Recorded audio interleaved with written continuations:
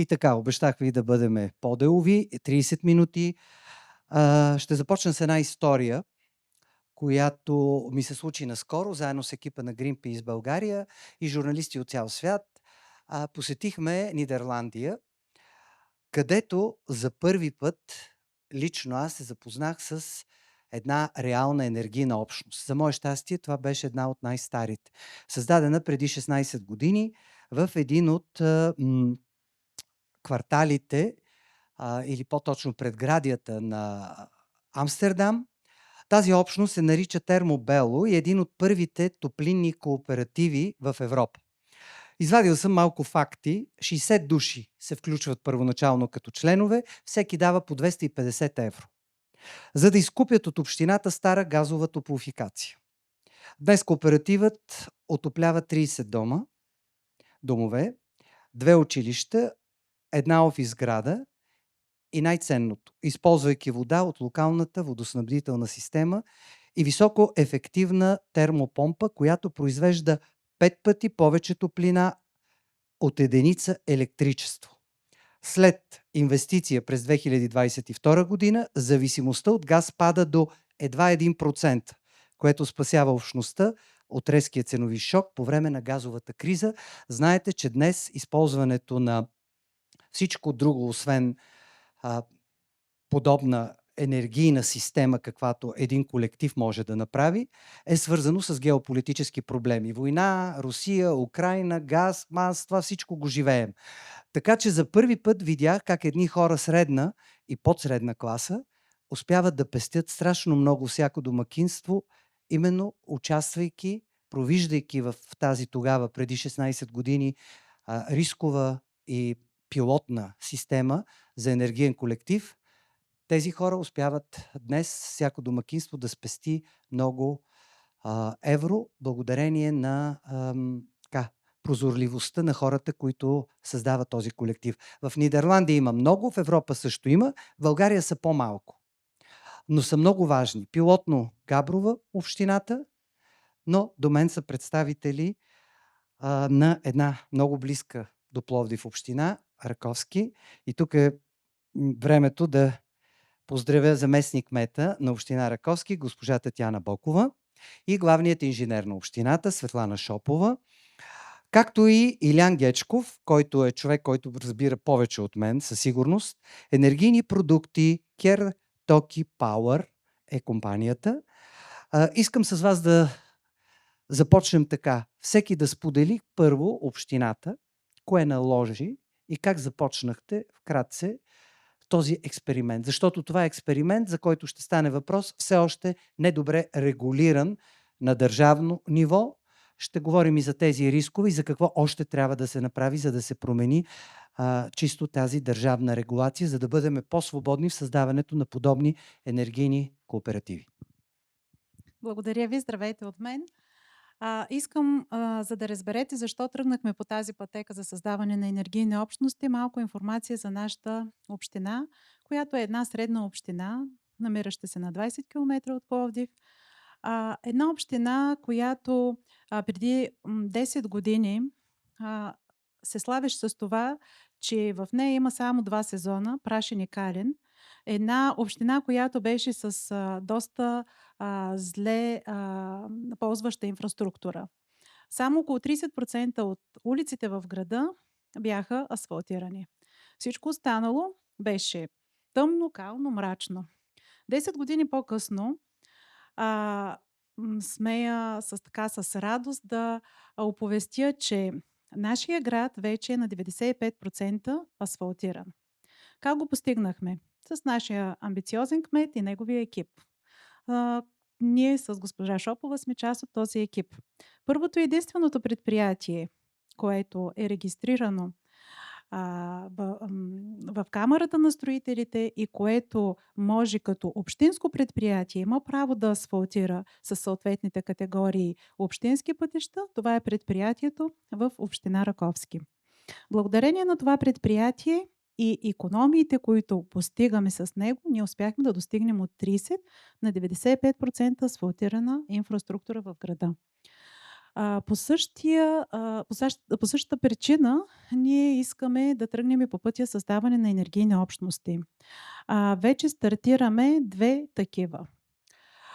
Преди 4 години със собствени местни средства на общината изградихме върху покривните пространства на общинска администрация и на учебни заведения, училища и детски градини, както и един стадион, 8 фотоволтаични инсталации.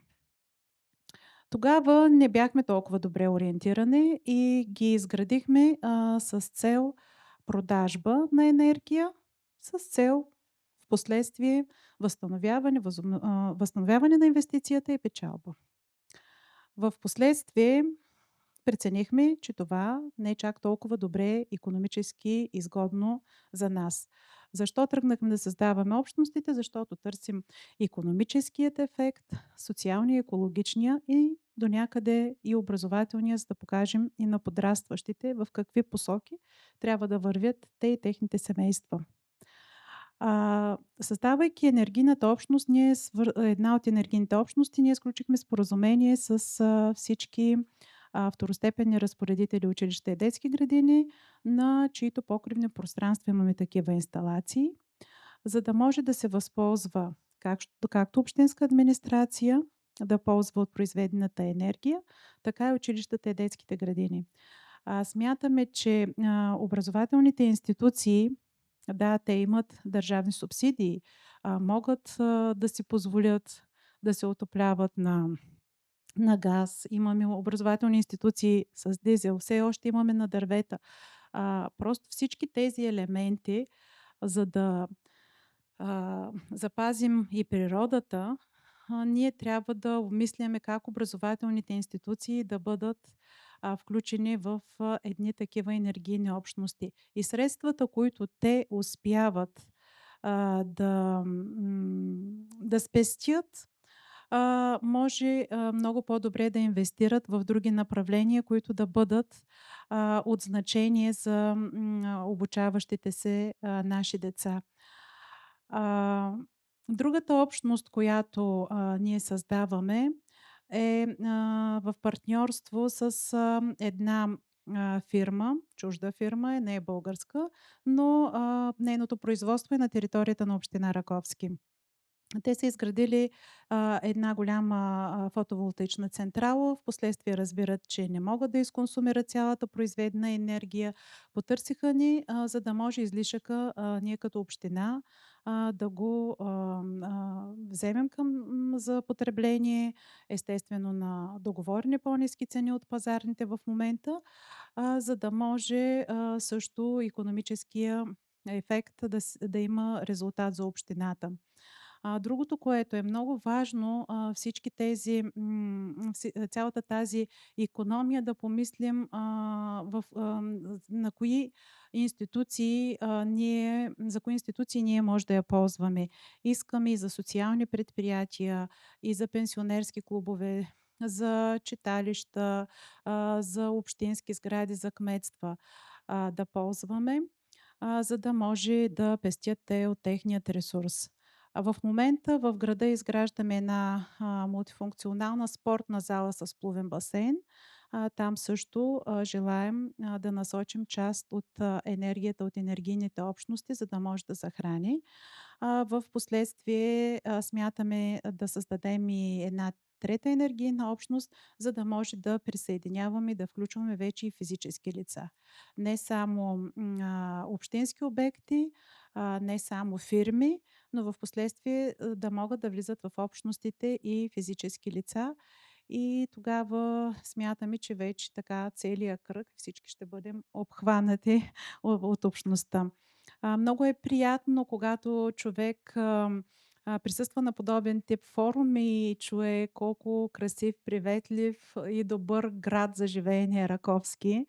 Преди да започнем панела, си говорихме в паузата, че една от причините града да бъде жив, да се развива, е това, че хората а, много държат на родното си място и те не напускат родното си място, Една общност, която е малко по-различна от другите, защото е католическа общност с една силна вяра, много работливи хора и много държат на корените си и желаят да бъдат в родното си място, което ние пък като управляващи а, ще си изпълним нашия ангажимент, ако ние го развиваме, ако ние направим една добра инфраструктура, ако създадем добри условия за подрастващото поколение и се стараем с всеки един изминал ден това да го постигаме, да го правим. Как? Ами като се опитваме да спестяваме средства чрез подобни инвестиции, иновации и това е нашата мечта децата да бъдат в община Раковски, да се останат при нас. И не на последно място, само ще добавя, грижите се за добрия въздух, добрата вода, а оттам и доброто качество на живот. Вие имате опит с ето ви микрофон, с частни енергийни общности. Какви са вашите наблюдения? И вече като човек, който ги изгражда, заедно с вашите колеги, проблемите, пред които сте изправени? Здравейте, казвам се Илиян Гечков, менеджер продукти и услуги в CareTalki Power.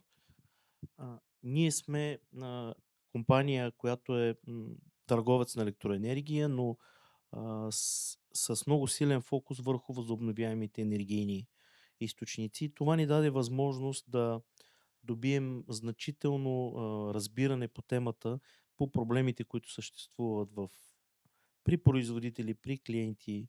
Всички знаете 22 година какво стана може би и вие сте усетили ефекта от високите цени, после след това беше обратно. Всички тези трусове оформят, как да кажа, една много несигурна среда в пазара на електроенергия, която влияе негативно както на потребители, така и на производители. Това спомага за създаването на все повече общности в енергийния сектор, било то свързани с фотоволтаични централи, с водни, няма значение каква е генерацията. Всъщност модела, който ни създадахме, цял работещ модел, който го нарекахме Сподели енергия, това е нещо, което дава възможност, то работи, първо сработи в община Габрово, но след това сработи в над 60 частни компании. Какво е особеното? Тук в тези взаимоотношения участват при равни условия както производител, така и потребител. Единият осигурява електроенергията, другия осигурява консумацията, потреблението. В случаите с общините е много интересно, защото там много често общината е и в качество на потребител, и в качество на производител. Процесът е малко по-особен, но всъщност е нещо, което сме минавали през него и то работи. Ежедневно си работи, всеки месец се вижда ефекта от това нещо. Като цяло обаче проблемите, които възникват в тези взаимоотношения са и двете страни трябва да са постоянно а, наясно с своето участие, колко спестявам, колко давам. Тоест отчетността, това, което коментирахме преди срещата, отчетността, която се дава на всички страни, всъщност е гарант за реалното участие на двете страни. Пример в тази приоритетност, която казаха, тази енергия, например, която от техните централи остава излишна, тя може да бъде доставена по приоритетен принцип за обект 1, 2 или 3, като целта е на края на месеца да има максимално малко излишна енергия, неупотребена. Правим го с редица частни компании, даже вече има фирми, които карат втора година от своя договор, и болници, и търговски центрове. Никакъв проблем няма това да се случи. Правов ли е проблема, че ние гражданите не можем сами да изразходваме тази енергия? Трябва да сме задължително включени в случая с община, за да може те да преценят как да я доизразходват. Законово някъде се къса нишката от моето проучване, което направих. Имате предвид граждани да влязат като потребители в самата общност? Да. И те да решават как да разходват енергията, а не това, което им остане, да трябва да я дадат на общината и общината да реши.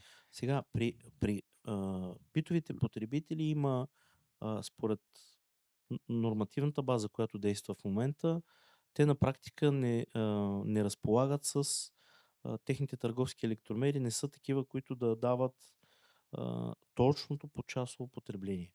Но има технически решения, с които това може да бъде постигнато. Вярвам, че не е проблем в нормативната база, стига да има в хората достатъчно познания и, как да кажа, визия по темата, може да бъде направено.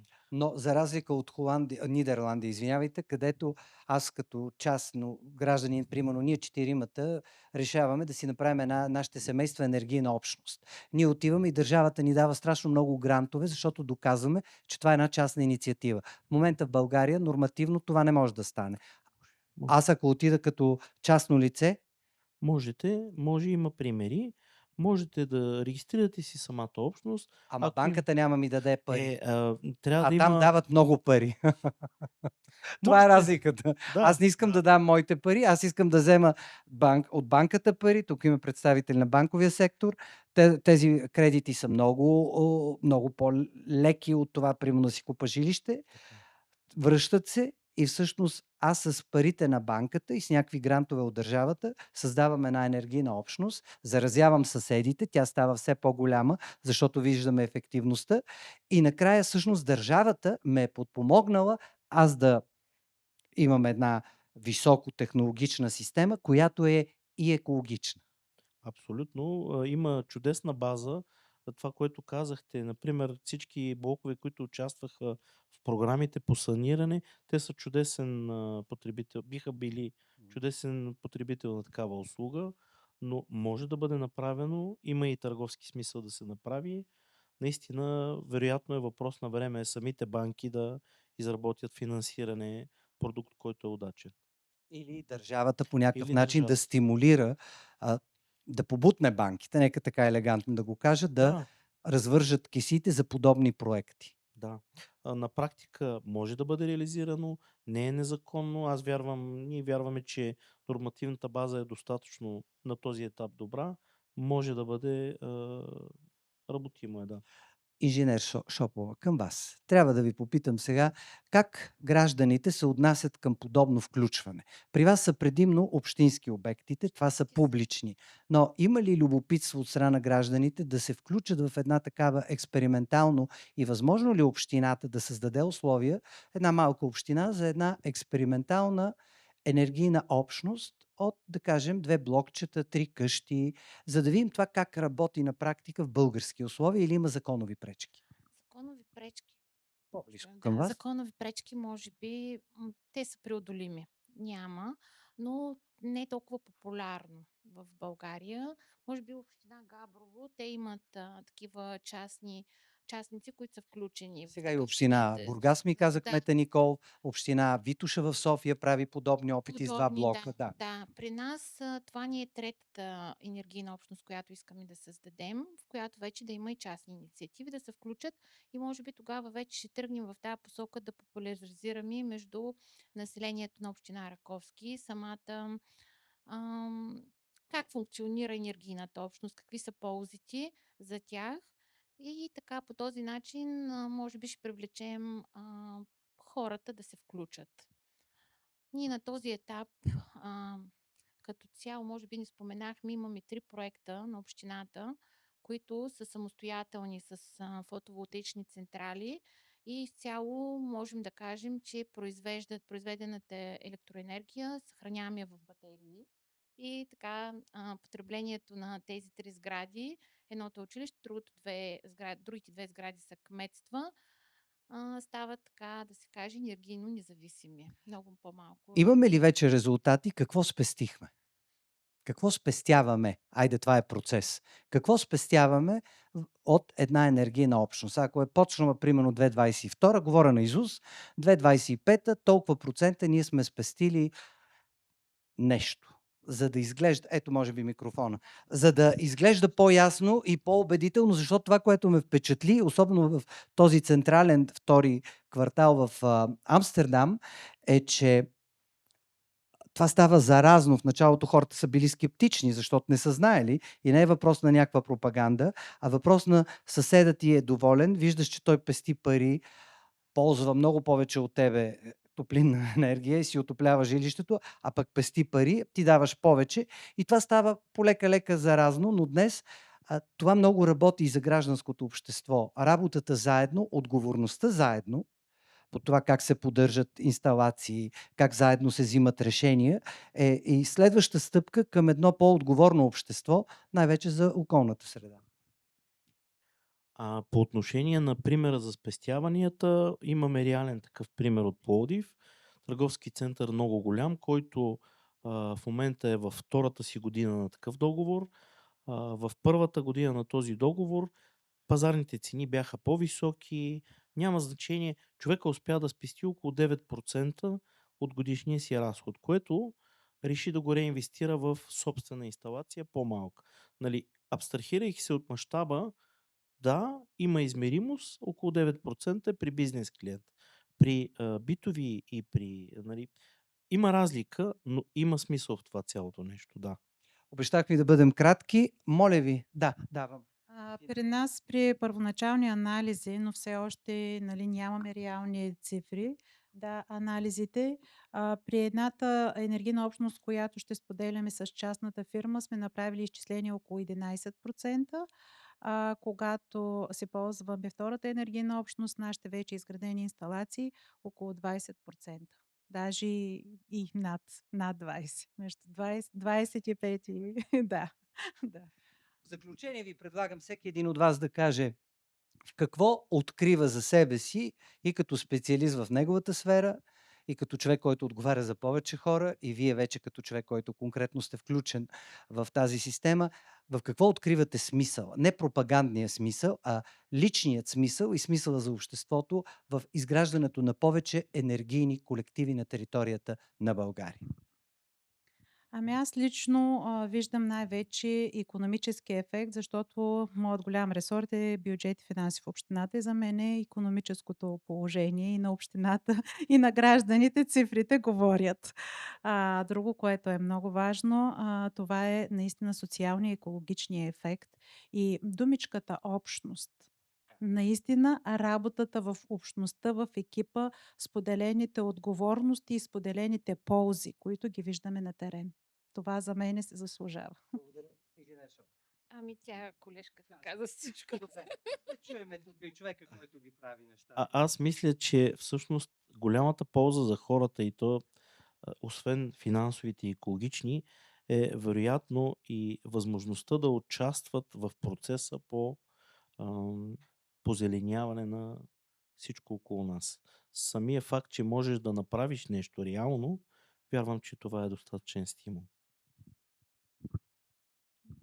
Аз мисля, че толкова от нашият панел. Икономически ефект, но за мен винаги на първо място ще бъде екологичният ефект. Затова е смисълът и на нашия форум. Благодаря ви. Продължаваме с следващият панел, колеги.